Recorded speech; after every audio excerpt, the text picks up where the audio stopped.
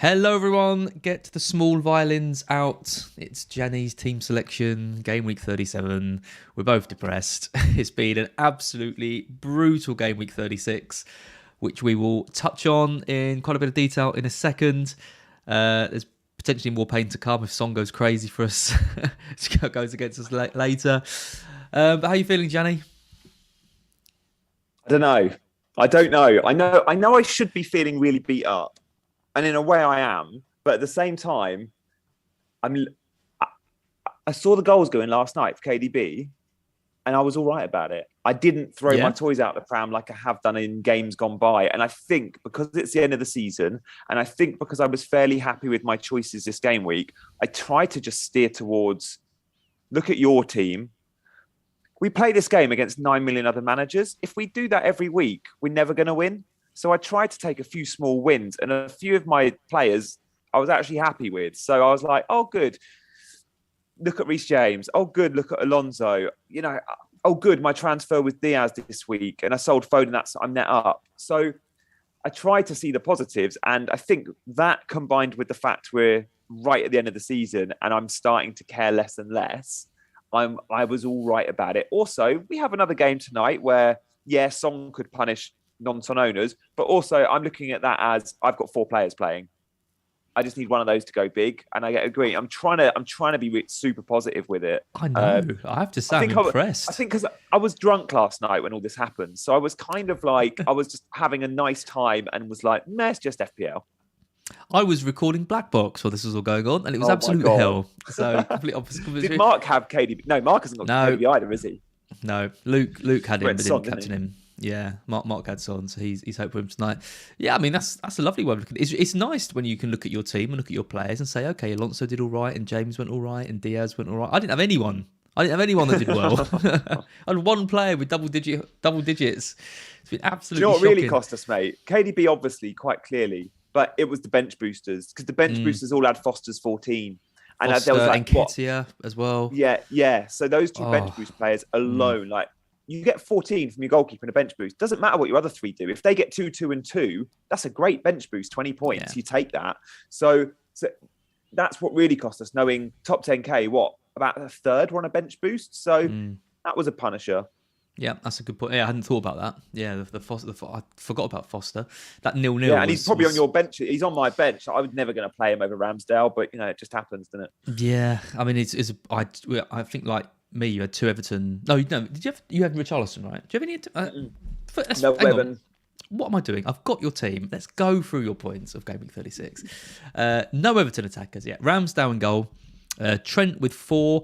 James with 13. Nice assist and goal for him. I didn't think he'd play that game, so that was a bit of a kick for me, but good for you. Alonso with 7. Cancelo with 14. Salah with 6. Luis Diaz with 15. Havertz with 1. Kulusevski with 2. Saka with 2. And Kane with 2. I've got Kane captain, but you were a Salah captain, right? Yeah, that's why it's on 6, Salah, because he obviously got 3. Yeah. Sorry, let me change that.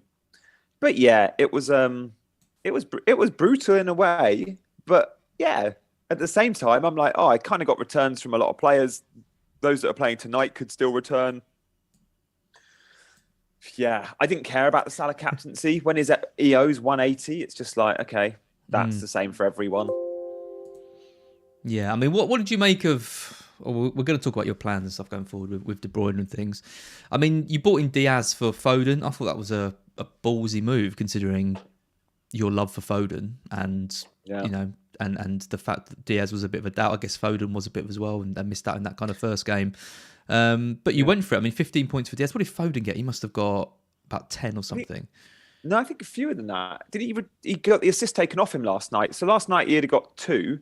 And he got 6 the game before because he came on and got a goal, but only got 20 minutes. So he got 8. Yeah, okay. I was happy with that. Although points up on that. I was close to going Diaz out to Havertz. I was either selling Havertz or Foden. And I know I'm good. My plan was always, if I sell Foden, bring him back for game week 38 for Havertz, especially now I know Havertz way off the starting 11. So I guess I make that transfer in 38. Foden back. The first return I've missed out on Foden all season was this game week, mate. First return I missed out on. Unbelievable. Off the bench as well. Yeah, and look, the only reason I sold Foden was I knew he wasn't playing that first game, and I thought the Newcastle game was nice, and I thought the Wolves game away at Molineux might be a low-scoring one. So I kind of went, he'll get one start whilst Diaz could get two. It was that simple, right? And Diaz got two, so I was delighted with that. Yeah. But yeah, I mean, look, Man City attack. I tweeted last night. This is why I always bang on about it in these streams. The amount of times I get questioned on my Foden pick or my Man City attack pick, whenever that was earlier this season, I just always say they are the team with the highest ceiling by a country mile. In any given game, they can go big, and you want a piece of that. The trickiest thing with Man City attack is you're playing Pep Roulette with one of six players, or 7 or 8 players even, that could go big. When you go big on Liverpool attack, you know it's coming from one of 3 guys. It's a fairly safe bet that you go Salah or you go Mane or you go Diaz. When you go big on a City asset, you don't even know if they're going to play. But if they do play and you can predict the X-Mins, that's what X-Mins is so bloody important. Because with teams like Man City, when you know who's playing and they scored 10 goals in this double game week yet many of us didn't have City attack. Seems ludicrous, right? Well. Let's not get too ahead of ourselves. Let's go through City quickly in this double game week. Okay, so Cancelo got 14. I think most people had him anyway. Laporte got 14 as well. I mean, his goal was ridiculous, like absolutely ridiculous. I'm still annoyed about that. You know, Dubravka fumbles a shot from Diaz and Laporte stabs it home. Very annoying. Diaz, if you went Diaz, you're going to be fuming. You got 4 points, went on for 45 minutes. You're not going to go anywhere else. Let's have a look at some of the other players. I mean, Bernardo Silva, you mentioned him. Maybe the last stream or the one before. He was the only Man City midfielder I could afford, and I was he's just not a sexy pick. Well, he comes away with 5 points. Foden comes away with 8. Mahrez, who I thought was an awesome pick this week, 1 point, 13 minutes across both games. Jesus, most bought player, I think. All this 2 points for him. I mean, then you're looking at Sterling. I mean, Sterling getting 28 points. I mean, did you see that coming? I didn't see that coming. I didn't see him starting. I didn't see him. He played 90 in both. 4 consecutive starts for him now. But, I mean, we've got to talk about De Bruyne because, I mean... Yeah, and we discussed it, didn't we? You actually said to me, because my team was well set, I didn't know what transfer to make. And we actually said, like, I might even roll it. Like, I couldn't roll it because it's free hit. If I didn't have a free hit, I definitely would have rolled. And one thing we discussed was, do you take a 4-point hit, take Kane out, go Richarlison, and then upgrade to get KDB in? Yeah. And we discussed it. And you said, if I was you, Gianni, that's the move I'd make. And I said, I love the idea, but I don't want to be taking a hit to sell Kane. That was all it was. If I was on wild card, or if I was on free hit, or even if I had the 2 free transfers, KDB was coming in, but I was nowhere near it because I said on this very stream, I'm not selling Kane for a 4-point hit. I wanted to do it, but I couldn't afford it. I could have. I was looking at Kane and Barnes to De Bruyne and Richarlison, but I was like 0.3 or 0.4 out. So then it would have been a -8. And I was like, when you're getting into like -8 territory, that would have been selling Robertson for Laporte, which would have all been amazing. It would have got me like, I mean, I would have captained De Bruyne as well. So I would have, I don't know, God knows how many points have been up, like 70 points, something like that, if I'd done it. But I didn't really want to lose Robertson. The -8 seemed like a lot. In the end, I prioritised getting rid of Barnes for Gordon and did Adams up to Richarlison's a double Everton attack. Nightmare. Absolutely nightmare. And you say you would have captained KDB, and I said the same. I was like, if I bring KDB in this week, I'm captain him. And I told everyone, like, on various streams, like, KDB is a brilliant captaincy option. If I'd owned KDB as, not going to lie, I'm not sure I would have had the minerals. I think I would have looked at Salah's 2 fixtures. I would have been, knowing he had the rest previously, knowing loads were triple captaining Salah, I think I still would have gone Salah. So yeah, it's rubbish. I lost out on 30 points, but I don't think I lost out on 60. No, that's good. I would definitely. I wasn't too convinced about Salah. I thought with the Spurs game and then the Villa game near the FA Cup, I didn't think he'd be rested. I thought he'd play both, but I did wonder how many points he could get, and I thought De Bruyne's ceiling would be higher, but it was just like so much surgery was needed, and if people could move for him easy, it was a pretty easy move.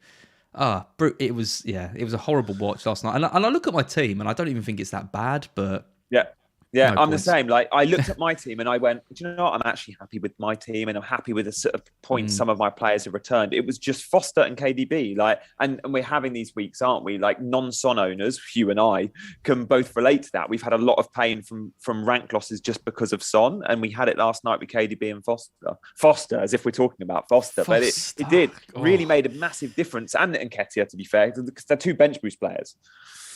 Crazy. And like Pickford as well. I mean, Pickford with 12, and Ramsdale conceding that goal to Leeds. When they got 10 men, didn't have one shot, I think, in the whole match, and Ramsdale was in. I mean, it was that was my move, wasn't it? My other option was the goalkeeper transfer, and it was Ramsdale out to Pickford or Schmeichel, which would have been net up massively. But because Schmeichel obviously got the Clino as well, but Clino, people hate it when I say that. Clino.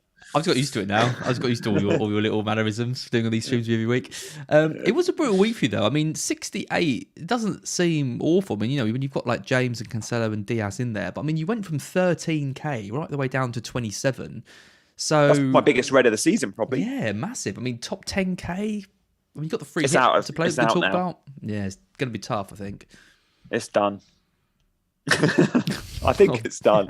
It might, it might not be done because of my captain choice for game week 37. That's the only thing that can save me. If I go to, I mean, we'll talk about it coming up, but if I go for, say, an Aston Villa forward when everyone else is probably going to go Son or Richarlison, and I go Danny Ings, that could save me.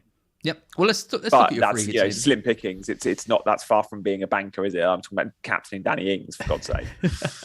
But I am almost of the mindset. I may as well have a bit of fun with it now, because I think you've got to. I couldn't give a monkeys if I finish at 49k or 16k. I want to try and I want to get in the top 10k, and I've been talking about this for the last 2 months, where I've been at 12, at 13, at 11. It's all about that for me now. So I don't mind if I finish at 50. If I've had a good stab at getting in the top 10k by going rogue, I'm up for that. I'm here for that. I'll remind you of that. Gameweek 38. Your free hit team's on the screen. It's Pickford in goal. It's Dean, Mikalenko, Cancelo, De Bruyne, Zaha, Son, Jota, Danny Ings, captain, along with the slightly injured Watkins and Harry Kane. So double Spurs. De Bruyne is in. Jota over Salah. And then, the kind of the differential picks in Ings, Watkins, Zaha, Dean, that you've kind of got to pick if you're going for the free hit this week. I mean, no Salah's the obvious omission here. What's the thinking behind that? Yeah, I think he probably starts. He's had so many rests. But I was looking at the Liverpool fixture. I put this together this morning, right? I can either have Salah or Kane. And it might be Salah instead of Kane. I don't know if I'm going Harry Kane until I watch Spurs play Thursday night. And if Spurs are out of the top 4 race and play poorly against Arsenal and Arsenal win, Kane's probably more likely to come out unless he hits the woodwork 3 times. So with that in mind, that would change everything. But if I go without Salah, I do want to cover Liverpool attack. Now, that could be in the form of Robbo or Trent, or Jota or Diaz. Same sort of price, all those players, which is crazy to think. 2 of them are defenders, but they're not.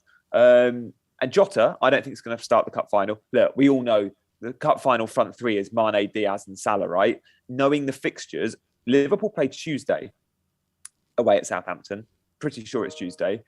The cup could go to extra time and pens. We saw it did in the League Cup between those 2 teams. And regardless of how, if that game goes to distance or not, I think Jota comes in because it's an away game. Then at the weekend, the last game of the season at Anfield, game week 38, to wish them all well. We've not won the league, guys, but we've got a Champions League final in 6 days. And I want to play my full strength 11. 1, it's the Anfield crowd. 2, I want a big performance because it's a week before the Champions League final. 3, I want these players clicking as an 11 6 days before they play Real Madrid. So there's going to be a couple of players rested on the Tuesday with that in mind. You don't want to risk a player's injury on a pointless away game at Southampton. I say pointless because it looks pretty wrapped up now, doesn't it? I was going to say, so you think that's what Klopp's going to look at this as? He's going to look at it as, I think it's done. Klopp conceded that by playing Tsimikas and dropping Salah last time out.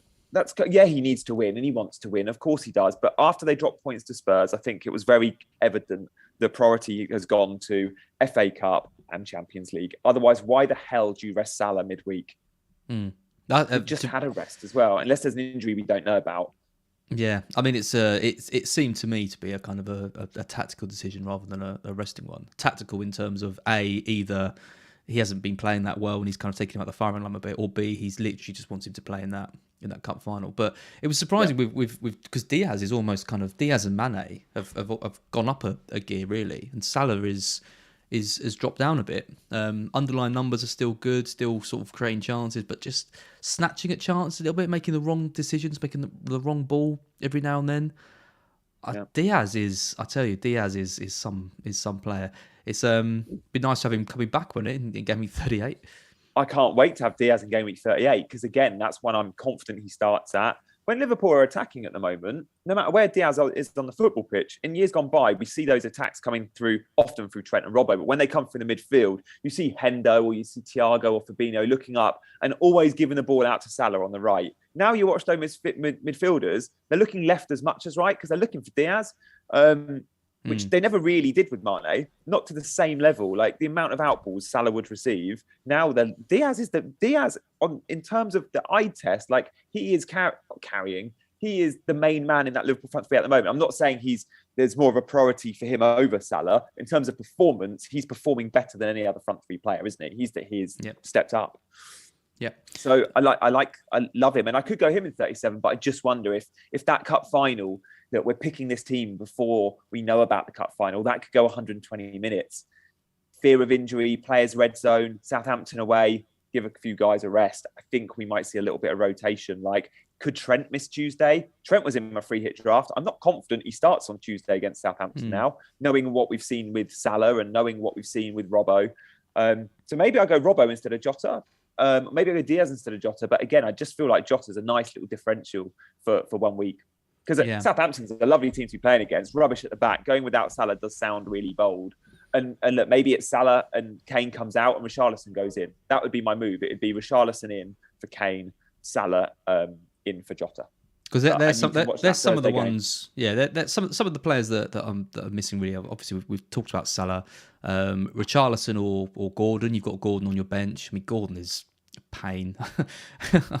He doesn't get many big opportunities. I've watched the last few Everton games, and even the game before last, he had 0 shots. Like, he's super advanced, and we like the set piece threat, but he's not going to clock up numbers, I don't think. I'm surprised the masses have all gone towards him this game, making their 11s. Yep. No love Everton, for like Everton Vardy. Don't create much. Vardy, Maddison. I looked at Maddison. He was in a draft I put together this morning. He'd be the only Leicester. Vardy's too expensive, knowing he might only start one of the games. Mads, I think, starts both. And Chelsea isn't a great game. It's not a tough one either at the moment. So yeah, a bit of consideration for Maddison, who was super advanced last night. They played with a back four, and it was Maddison was the second most advanced player on the pitch after Vardy. He was as advanced as Barnes and Dewsbury Hall, surprisingly. The three of them. But yeah, I don't think I can squeeze Maddison in. It's Maddison or Zaha, and I prefer Zaha. Well, it would be dropping one of the Villa forwards, I guess. Yeah, although I really like that differential. Look, Richarlison's the bigger mission, I guess. As a lot of people on free hit will be captaining Richarlison. Yeah, a lot of people not on free hit will be captaining Richarlison, I think. But what can possibly go wrong with that? Yeah, I'm just a bit underwhelmed by Everton attack. I much prefer their defence. So maybe Richarlison comes in. If Kane goes, Richarlison does come in, and maybe I do consider captaincy on him. But at the moment, I much prefer captaincy on a Villa forward over Richarlison. And with that in mind, I'm like, maybe I can go without Richarlison and go Milienko and Pickford as double defence. Well, two questions is one: would you do? Because Mina's out, right, or is very likely going to be out. He's been Colossus. Keane's come back in. Okay, they got a clean sheet, but it's Keane. He hasn't exactly had the best season. I think he's far a hell of a lot of confidence. But you've gone double Everton defence. So that's my first question. Second question is: say Watkins is a doubt, or he's going to miss one. Do you think that makes Ings a better option or a worse option? Because Ings likes to play with this kind of busy forward up front with him. He's a bit like Ronaldo, a bit like having Shane Long where he was at Southampton. Never thought we'd be using those two in the same sentence, but there is. So yeah, I can't work out if Ings is being more nailed on with Watkins potentially out makes him a great option, or if his output might dip a bit because his stats are brilliant. Are they? Yeah, Danny Ings against Liverpool was super good. Like you watch Liverpool that game, and Ings got more chances than Watkins. I don't know the numbers, but we forget Watkins wasn't always a forward, right? Watkins played at Exeter and at Brentford as a wide left player. So sure, he likes playing number 9 now for Villa, and he sees that's where his future. But naturally, he tends to drift wide a lot. Danny Ings is a poacher.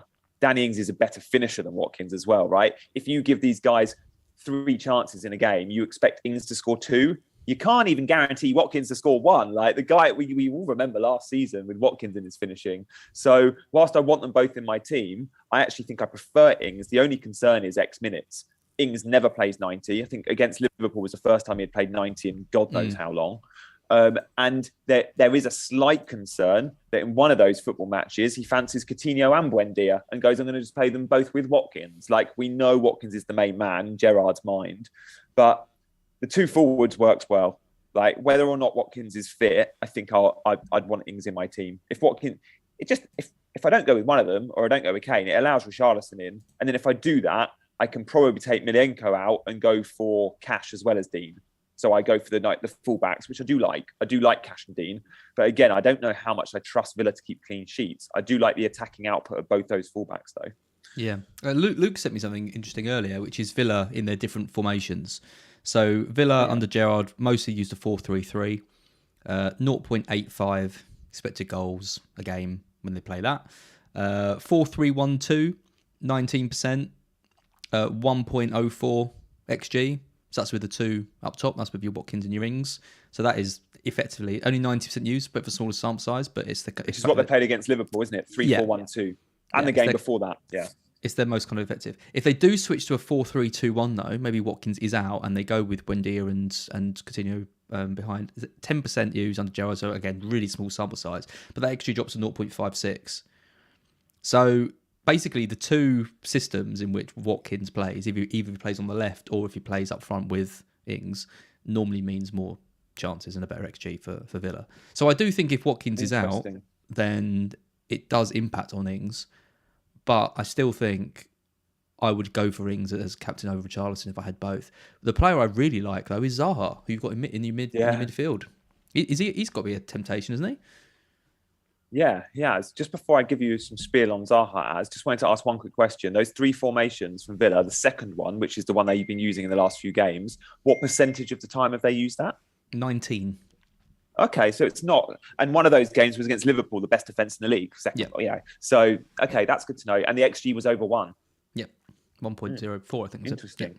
Yep. Who said I don't like stats? Listen, I know. I don't normally bust them out on this stream. No. I thought that was from Luke. He sent that over just a little while ago, so I thought I'd.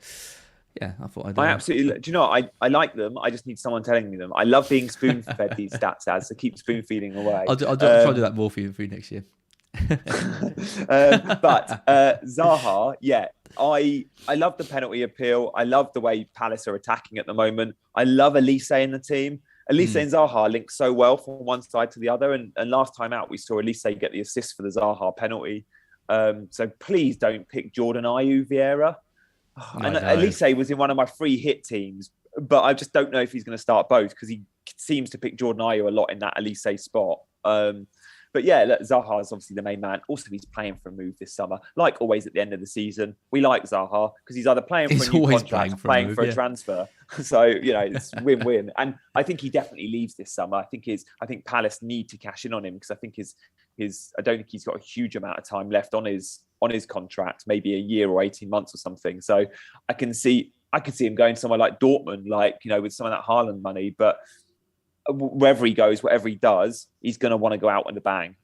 If he goes at all, because we say this every summer and he stays. But yeah, Zaha's nailed in that free hit team. And I think that's one of the main advantages those that are on a free hit have got this week. Like those that aren't on a free hit have perhaps already got some Everton players. They might already have Watkins. They might already have Richarlison. They might already have a Schmeichel or a Pickford. But what they probably haven't got is Zaha. Yeah. It's quite nice. Absolutely. No, and they probably can't get to Zaha easily either. It's tricky to get to Zaha when your midfield is stats, because unless you're selling Saka or Kulusevski, for example, then you can do it. But I mean, you're not going to sell Kulusevski ahead of Burnley and Norwich. I mean, Saka, he's a bit of an injury doubt, but I still am expecting him to start tonight. If he is out of tonight though, then that becomes quite an easy sale. I think for a lot of people, we'll move to Zaha. The other good thing about the free hit though is you're loading up on these players. A lot of these players, like you're loading up on Villa players, free Villa. Everton, if say you did have Richarlison in, and then you're not stuck with them in 38 because you buy in Ings, you buy in Richarlison, and then suddenly they're away at Arsenal in Everton's case, or Villa are so your team's going to come back to what we talked about before, which is your triple Chelsea at home to Watford. You've got your double Spurs in place anyway. You've got Diaz. Triple Liverpool. Yeah, so I think you're gonna come to your 38 team, and it won't be like sometimes when you free hit and you're like, oh no, I don't want all my dross back. You're gonna get back in your good guys. Yeah, that's the beauty of that free hit 37, which is why I like your plan so much. But I mean, I still don't think I'm going to get top 10k. It sounds amazing, but you need one of your players to go. Come on, we can do it. You need one of those players to go big, and I don't think I've got a KDB style performance in my team because if I do, it's not on someone that's 30% owned, and it's certainly not on someone that I've captained that no one else has, I don't think, which is why I'm like, Captain Ings or Captain... If Watkins is fit, maybe I captain Watkins because I think he gets 180 in terms of minutes, and I like I said, Ings rarely plays 90. But it's there to be won. And I do think captaincy this week's a really interesting dilemma because I know loads are going with Richarlison, but Brentford defence, Crystal Palace defence, they're good teams. How many goals do Everton score? They win 1-0 when they win, right? So I think the ceiling is quite low on Richarlison, and I think Villa are a little bit more free-flowing. We've just heard some of those numbers. Tough games as well, don't forget. Brentford have been brilliant lately. They've had a long rest as well. Palace are the fourth best defensive team over the season in terms of expected goals per 90. So... Right. They're not going to find it easy to score against either of those two teams, I think. I'm not... Agreed. I've got Richarlison and I'm not overly... You're not looking at captaincy? Well, I am, but only because he's one of your few double game weeks. Yeah, right? Exactly. Yeah, not because... I think I would be going Zaha or Ings, I think, over Richarlison if I had. Yeah, which begs the question, if you don't have those players and you are faced with a Richarlison captaincy option, do you then take a hit if needed to bring in a better captaincy player like a Zaha, which you could reverse next week? You could go Kulu or Saka to Zaha and then back again. I know that's 2 transfers, but if you're captaining a player, I don't mind the hits. If you're not, I tend not to. I think that was my problem last week, is that given that I wasn't entirely sure about Salah and I didn't have any other real options I was considering captaining, I settled and I should have pushed and gone for it. That's where the kind of... It's easy to say that when De Bruyne gets 4 goals against bloody Wolves. I mean, I just didn't see that coming. I thought he'd do well. I thought he could easily hit double digits, but I didn't think he'd get 30 points. Not for a second. It's an absolutely We should talk about turn. De Bruyne as with this week in mind, because it looks like I'm chasing last week's points, putting him in. But remember, I'm on a free hit, so I may as well. But for me, it's like City can win the title. Yeah. I think you have to have him in after that. I mean, he was just absolutely ridiculous and man-possessed, and he's looked like a man-possessed for a few weeks. Yeah, I think West Ham's interesting because now the kind of European commitments are out of the way, are they going to tighten up? But with their centre backs injured, they've still been quite a leaky defence all season. It's not like they're playing like a kind of a top 6 defence by the numbers. They're playing a team that can ship goals. So I still think they get 2 or 3 in that game against West Ham, and end up winning it. So and they win that. They pretty much win the league if they do, right? Like it would go down to goal difference. So their goal difference is so good on top of Liverpool's that should they beat West Ham, they don't technically win the league because they could lose on the final day and Liverpool could win 10-0 on the final day. But they beat West Ham and pretty much the title's wrapped up for them to then lift it at the Etihad on the last day. Well, it's the only kind of reason why I might be tempted to go hard for Liverpool, like Salah or someone, because there's 7 goal differences plus 7 to Man City over Liverpool at the moment. Southampton are capable of shipping more than 7 goals in that game. Let's be honest. Yeah. So a nervy 1-0, 1-0 win for City against West Ham, and or a 1-1 or something. Maybe they're the points to drop, because I mean I can't see Villa away at the Etihad getting anything from that. I think this West Ham game is probably Liverpool's best chance of City dropping points. If that is a 1-1 and Liverpool, go into that and beat Southampton 5 or 6-0, then it gets interesting. The final day becomes very interesting. It does, and Liverpool have got the beauty of seeing what that City result is, right? So that City game against West Ham takes place 3 days before Liverpool play. So if City do lose 1-0 to West Ham and they go, we can win the league here on goal difference, against Southampton, you want Salah in your team, of course. But I can't see City lose. Goal difference only comes into play if City lose one of these 2 football matches. They're not losing at home to Villa. Could they lose away to West Ham? Yeah, but at the same time, they could win 5-0 as well. So. Well, yeah, exactly. I mean, if City go to West Ham and score 3 goals, then it's over. That's pretty much it. But yeah, they'll be hoping that West Ham can do something about that. One team we haven't mentioned, just wanted to throw them out there, and I know you'll probably say no.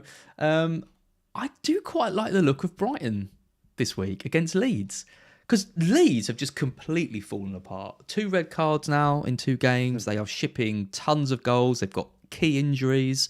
They've got bans, suspensions, everything. Brighton are in great form. We're better away from home than we are at home.